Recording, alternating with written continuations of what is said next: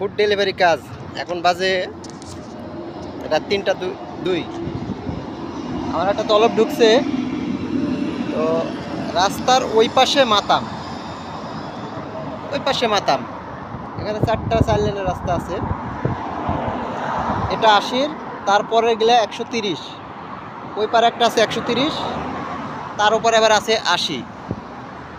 তো এই যে গাড়ি দেখেন যাচ্ছে কীভাবে সমস্যা করে গাড়ি চলে যাচ্ছে, পার হয়ে চলে যাচ্ছে। আর আমি যদি মোটরসাইকেল ওই পাশে যাই তাহলে আমাকে 6 কিলো রাস্তা ঘুরে আসতে হবে, এদিকে ইউটার্ন নাই, তাই বাধ্য আমাকে ওপার দৌড়া পার হতে হবে কিংবা হাঁটি পার হতে হবে। তবে আরেকটা ভয়ও আছে যে পুলিশ যদি দেখে তাহলে গারামা দিবে, মানে জরিমানা করবে, চারিদিকে খেয়াল রাখতে হবে। ওই পাশে একটা পুলিশের গাড়ি অনেক দূরে, ওই যে দেখতে পাচ্ছেন কিনা, ওখানে টহল দিচ্ছে। এই পাশ দিয়ে গেলে 6 কিলো, আর এই পাশে গেলে হলো 8 কিলো, তাছাড়া ইউটার্ন নাই। আর আমার কাস্টমারের বাড়ি আবার রোডের এই পাশেই, যার কারণে আমাকে মোটরসাইকেল এপারে রাখি।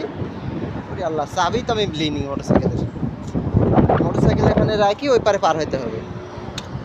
তবে আমি চাচ্ছি যে সামনে একটা পুলিশের গাড়ি আসছে, এই গাড়িটা গাড়ি মার্কেটের মধ্যে গেল। তো বন্ধুর সাথে থাকুন, দেখাচ্ছি কিভাবে পার হতে হয়।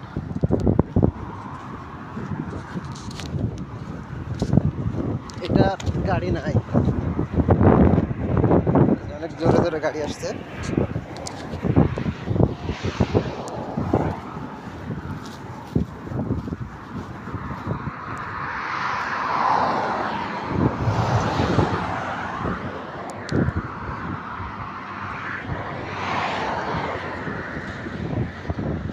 আরে ভাই জোরে পার,